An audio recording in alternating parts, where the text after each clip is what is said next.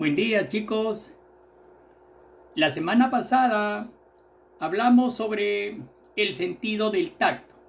En esta oportunidad vamos a hablar sobre el sentido del olfato.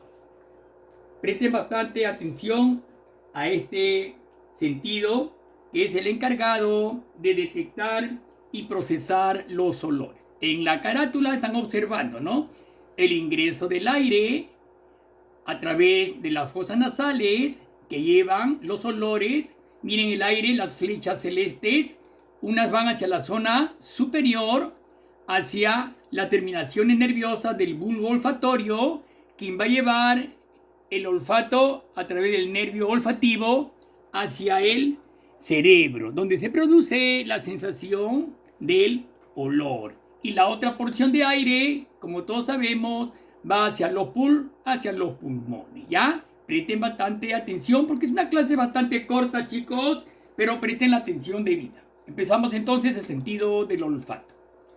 Primeramente veamos los órganos que conforman este sentido. Bien, el olfato es el sentido encargado de detectar y procesar los olores, ¿ya? Detectar y procesar. ¿Cuáles son los órganos olfatorios encargados de este sentido del olfato? Primeramente tenemos a la nariz. Bien, veamos la nariz. La nariz es una eminencia en forma de pirámide, formado por los huesos nasales, la rama ascendente del maxilar superior, y en la base presenta varios cartílagos. Entonces no olvidemos, la nariz es una prominencia en forma de pirámide. Su esqueleto está formado por los huesos propios de la nariz, o sea, los huesos nasales, y la rama ascendente del maxilar superior. Y en la base está formada por varios cartílagos. Ahí están ustedes observando un perfil, los huesos nasales, ¿no es cierto? Los huesos nasales, luego tenemos los cartílagos de forma triangular, los cartílagos alares que forman, ¿no?, el ala de la nariz. ¿Ok? Bien, entonces esta es la conformación, la estructura de la nariz. No olvidemos, la parte inferior de la nariz ofrece dos orificios o ventanas que comunican con el exterior de las fosas nasales. Bien, ahora viene la pregunta: ¿dónde se localizarán los receptores del olfato? En las fosas nasales, ya no olvidemos eso. Los receptores del olfato se localizan en las fosas nasales. Bien, veamos las fosas nasales. Es la otra parte importantísima. Las fosas nasales son dos cavidades situadas encima de la boca y separadas por un tabique medio. ¿Ya? No olvidemos, separadas por un tabique medio. Su límite de las fosas nasales. Veamos los límites. Primero tenemos arriba, limitan por la lámina cribosa del etmoides. Mucho cuidado. Las fosas nasales por la parte superior, por la lámina cribosa del etmoides. A los lados, por las masas laterales del etmoides, que forman los cornetes superior, medio e inferior. Mucho cuidado, ¿no? Mucho cuidado ya a los lados. Entonces, por las masas laterales del etmoide que forman los cornetes superior, medio e inferior. Miren, entre cornete e incornete hay meatos, ¿no?, como unas hendiduras. Meato superior, medio e inferior, ¿no? O sea, los tres cornetes delimitan tres meatos: superior, medio e inferior. Bien. Abajo, en la parte de abajo ya, o sea, el piso de las fosas nasales, está formado por los maxilares superiores y los palatinos, ¿ya? Y los palatinos, miren, que separan la boca de las fosas nasales, ¿ya? Entonces, abajo, o sea, formando el piso de las fosas nasales, se encuentran los dos maxilares superiores, que están unidos, ustedes saben, los dos maxilares superiores y los palatinos, ¿no? Estos huesos van a separar las fosas nasales de la boca, ¿ya? No te olvides. Adelante está formado por los huesos propios de los huesos propios de la nariz, o sea, los nasales, que son dos, ¿no es cierto? Unidos, su parte media, son los huesos propios de la nariz, porque el resto ya es cartílago, ¿no es cierto? Es la parte inferior de la nariz. Bien, chicos, miren bien, observen bien ese dibujito, ¿ya cierto? Ahí está señalando la mucosa que está revestida por la pituitaria, ¿no es cierto? Ustedes saben que la pituitaria es una mucosa que reviste toda la parte interna de las fosas nasales, ¿no? Se ingresa, reviste los meatos, los cornetes, ¿no? Toda esa membrana reviste todo lo que es la fosa nasal. Ahí está la fosa nasal, ¿ya? Ahí está el cornete superior, ¿no? Por donde nace justamente el nervio olfatorio. Después vamos a ver eso, ¿ya? Es la región respiratoria, ¿no es cierto? Es de un color amarillento, vamos a ver más adelante. ¿Ok? La parte inferior, que es más rojizo, vamos a verlo también ahora, ¿ya? Bien, ese es un corte sagital de perfil, ¿no? De las fosas nasales, ¿ya? Miren los senos esfenoidales, ¿ya? Senos esfenoidales, ¿no? Son órganos huecos donde muchas veces cuando hay la fosa nasal, la mucosa se inflama, va a producir gran cantidad de mucus. Y estos senos esfenoidales se llenan muchas veces de mucus y producen dolores de cabeza, de vista. La famosa enfermedad llamada sinusitis, ¿no es cierto? Bien, chicos. Seguimos entonces, ¿ya? Bien, ahí quiero que vean, ahí está lo que hemos conversado, chicos. Miren el hueso etmoide. Miren el hueso etmoide, todos los órganos que están conformados del hueso etmoide, ¿ah? Miren, ahí tenemos el etmoide, tenemos Cristagalli, es una apófisis Cristagalli que se encuentra en la parte inferior del frontal. Es una eminencia, ¿ya? Se llama apófisis Cristagalli. Ahí tenemos las dos órbitas, derecha e izquierda, de los ojos, algunas celdillas huecas. La lámina perpendicular, vean esa vertical, se llama lámina perpendicular. Miren bien, justamente ahí están los cornetes, miren los cornetes superior, medio e inferior. Miren, ahí está clarito el cornete superior, arriba, ahí está esa saliente, cornete superior. Luego viene el otro, es un cornete medio y el cornete inferior. Entre ambos cornetes ahí encontramos los meatos, ¿ve? Ahí están los meatos, los huevos, meatos. Meato inferior, meato medio y meato superior, ¿ve? Ahí que más tenemos el tabique de las fosas nasales, ¿no es cierto? El tabique, ya el hueso nasal. Observen bien, todo eso constituye la parte respiratoria, revestida por la mucosa nasal. La bóveda palatina, ahí está la bóveda palatina que forma el techo de la boca, o sea, el piso de las fosas nasales, ¿no es cierto? El paladar, claro, si ustedes ponen su lengua hacia arriba, van a encontrar el paladar duro, o sea, su paladar duro, que tiene comunicación con las fosas nasales, ¿no es cierto? Se llama bóveda palatina, ¿ya? Bien, bien. Ahí están observando el hueso. Un hueso muy característico que forma también esta parte que se llama el vómer, ¿cierto? Ese se llama el vómer, ¿ya? También está conformando las fosas nasales, ¿no es cierto? Ese hueso vómer, ¿ya? Bien. Bien, chicos. La pituitaria sería la C, la otra parte. Entonces ya vamos en la C. Mucho cuidado con las partes, los órganos olfatorios. Tenemos entonces primero la nariz, que fue la mayúscula, la nariz. Luego viene las fosas nasales.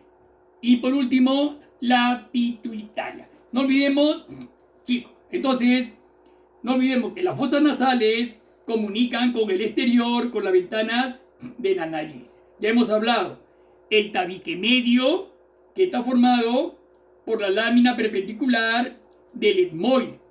¿Recuerdan? Por el hueso Vomer, que se los enseñé, y por un cartílago que lo completa hacia adelante. De la pared externa de cada fosa nasal se destacan 3 láminas óseas conocidas con el nombre de cornete, que les mencioné. Estos cornetes forman con la pared externa 3 cavidades llamadas meatos. Meato superior, medio e inferior, ¿ya?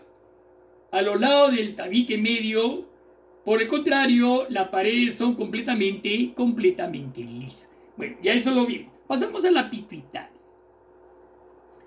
La pituitaria es la mucosa que tapiza las fosas nasales, ¿no? Y se amolda a todas sus irregularidades, no tapiza todo lo que son meatos, los senos, los cornetes.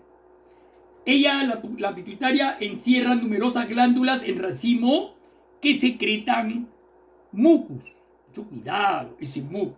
Cuando hay un resfrío, por ejemplo, entonces el resfrío muy intenso, muy frío, ingresa a la fosa nasal muchas veces y va a inflamar la pituitaria, ¿no?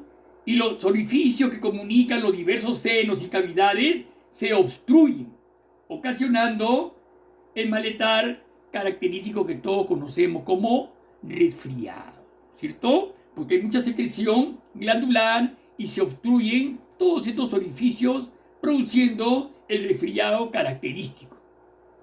Esta mucosa presenta, alumnos, 2 regiones distintas, ¿eh? La región respiratoria superior, miren, ahí está la región respiratoria, y la región olfativa, ¿ya?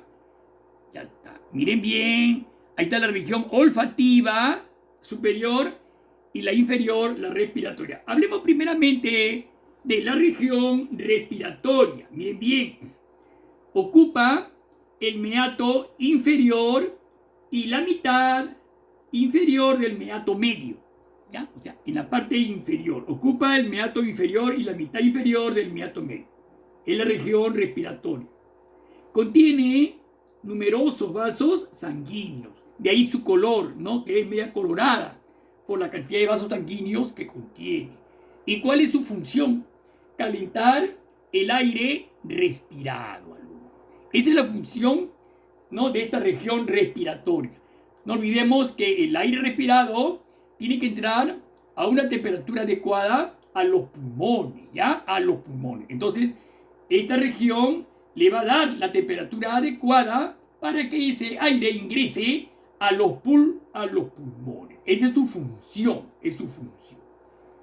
Ahora, la región olfativa, que es la que nosotros vamos a ver hoy día, es la región olfativa o superior, ocupa también, ¿no?, meato y medio, la parte del meato medio hacia arriba, hacia el superior. Es de color amarillento, ¿no es cierto? Es de color amarillento.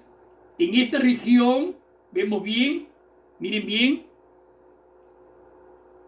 vamos a observar la otra figura. Ahí estamos en la figurita, ahí estamos viendo la región superior, olfatoria, y la región inferior,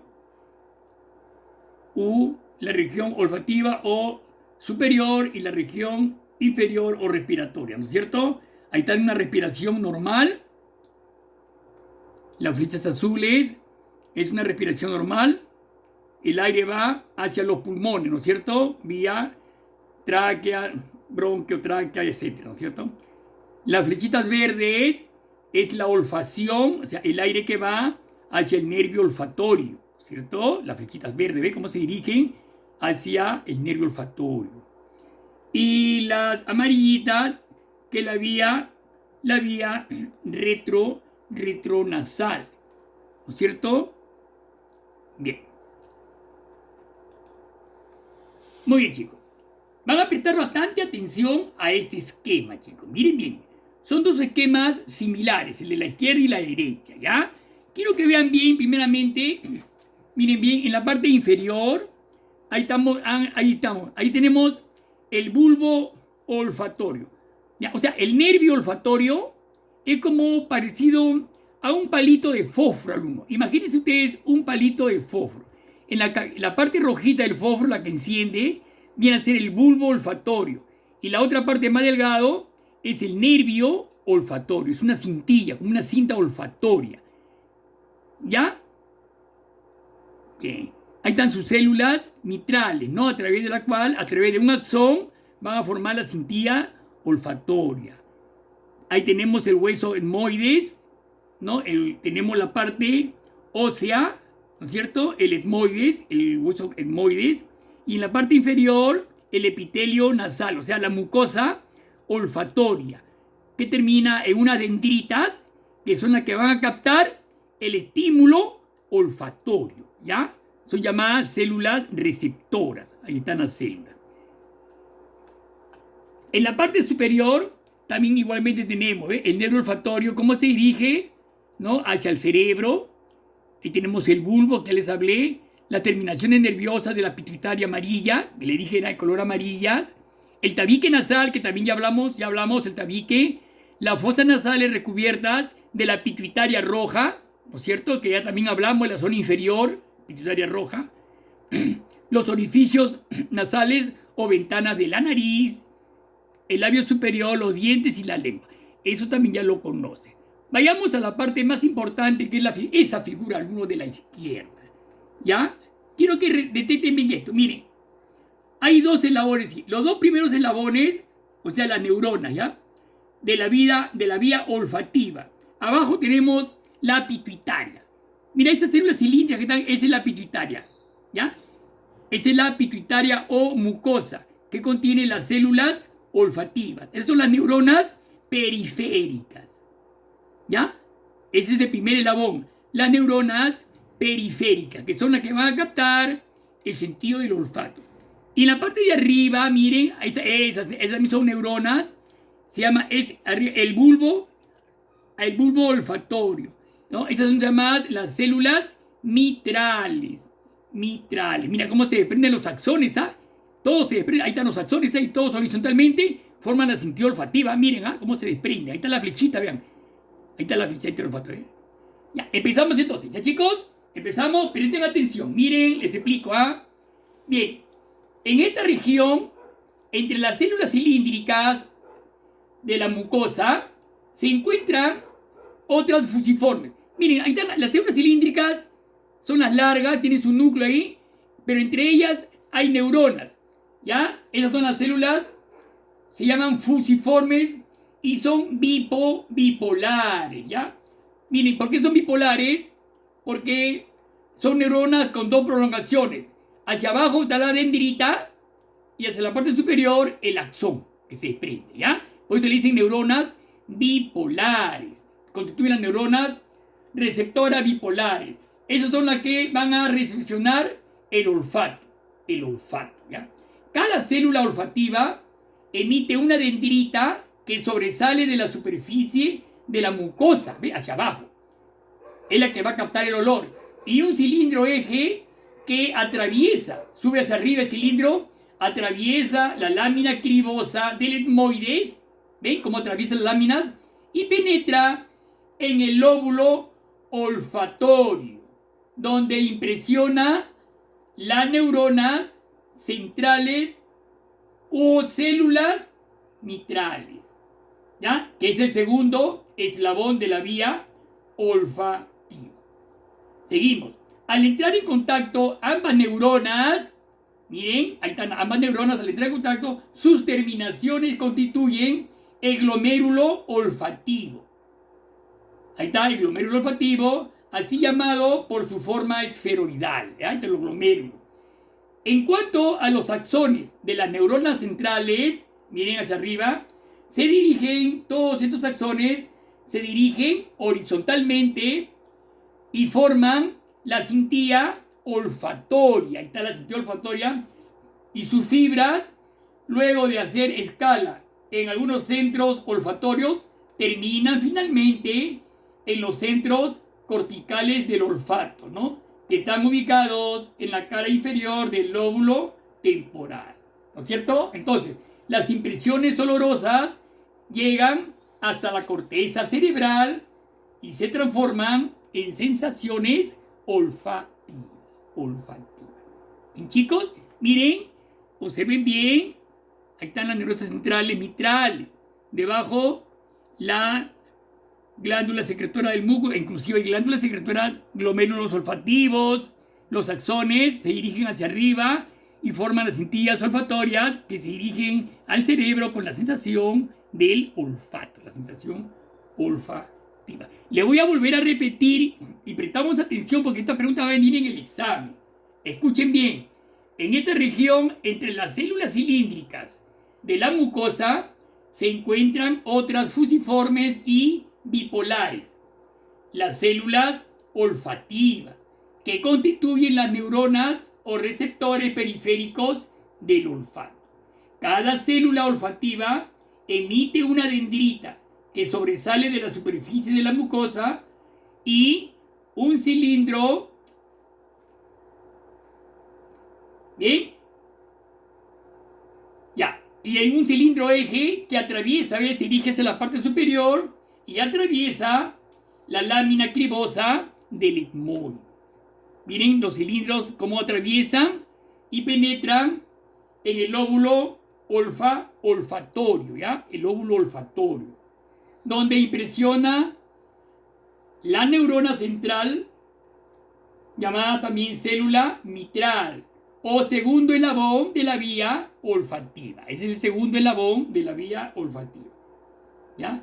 Cuando entran en contacto ambas neuronas, vean cómo se contactan las membranas esas, las inferiores con las superiores. Entran en contacto ambas neuronas, sus terminaciones constituyen el glomérulo olfativo. Ahí están los glomérulos, así llamado por su forma esferoidal. En cuanto a los axones de las neuronas centrales, que estamos observando ahí todos esos axones, ahí vemos 1, 2, 3, 4, 5 axones, se dirigen horizontalmente hacia atrás y forman la cintilla olfatoria. Ahí está la cintilla olfatoria. ¿Ok?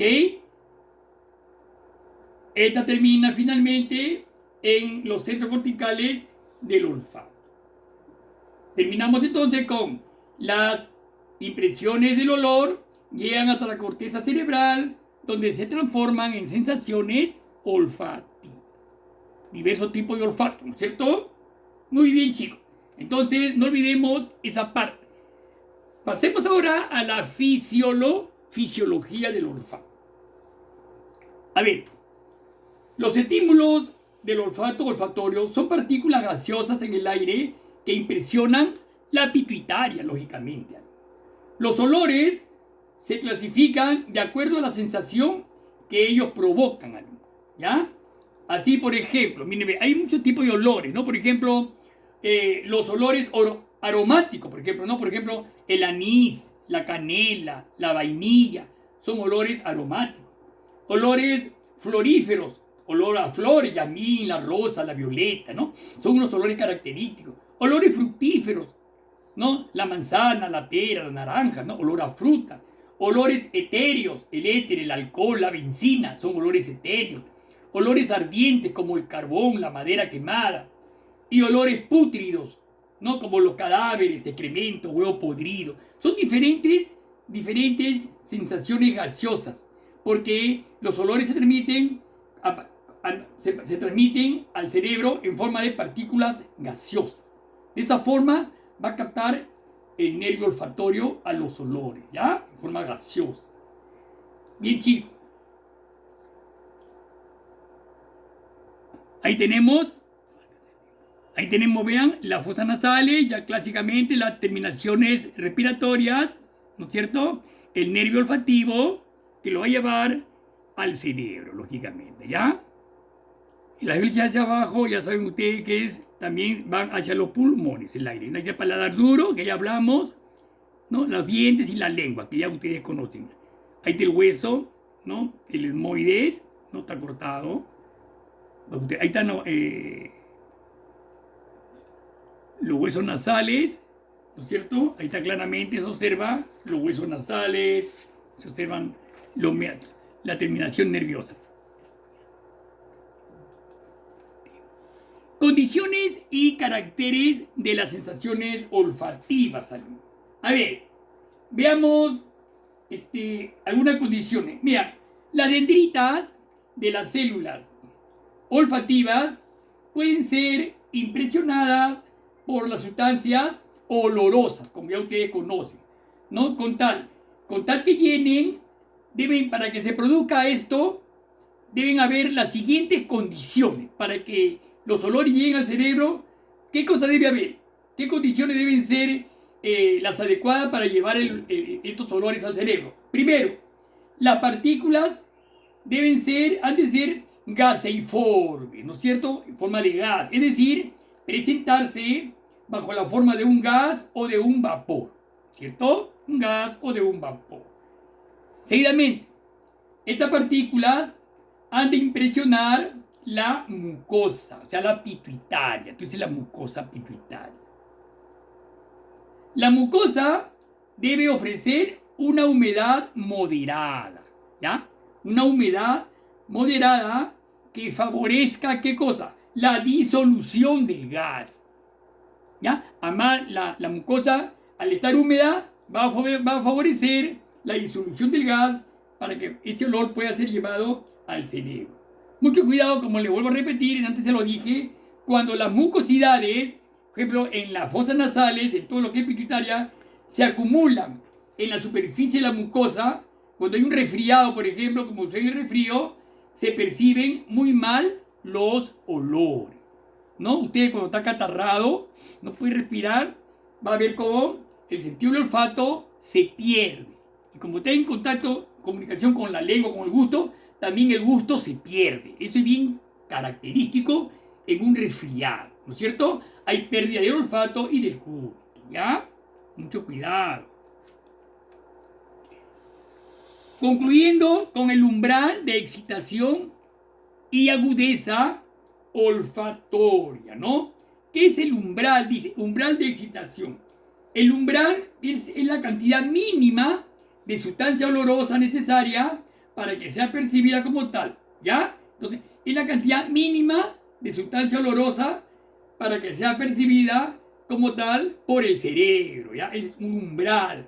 Varía enormemente, ya saben ustedes que este umbral varía enormemente para cada olor y para cada persona, ¿ya? Y sobre todo para cada especie animal. Por ejemplo, los perros tienen un umbral tremendo, algunos, porque detectan el olfato, y si es un olfato, y su olfato está muchísimo más desarrollado que el hombre, lógicamente, ¿no es cierto? Bien, alguna característica, por ejemplo, en cuanto al olfato, tenemos, por ejemplo, la agudeza del olfato, ¿ya? Miren, la agudeza del olfato puede educarse por el hábito, por ejemplo, y también esta agudeza puede embotarse. ¿Qué significa embotarse? ¿No? Que ocurre, o sea, cuando se embota, o sea, ocurre a la persona que vive, por ejemplo, viven o trabajan en lugares malolientes, por ejemplo, y que al cabo de cierto tiempo se acostumbran y terminan por no sentir dichos olores. O sea, se acostumbran al olor. Si el olor es fuerte, se acostumbran a ese olor. O sea, se embotan el olor. ¿Ya? Claro. En Villa El Salvador, por ejemplo, la laguna de oxidación, cuando uno pasaba por Villa El Salvador, por la ruta de vía, la laguna de oxidación emitía un olor de putrefacción bastante fuerte. Y era característico. Y las personas entonces que vivían en esos lugares ya se habían embotado con ese olor, ¿no es cierto? Acostumbrado a ese olor. Otra característica es la sensibilidad del olfato.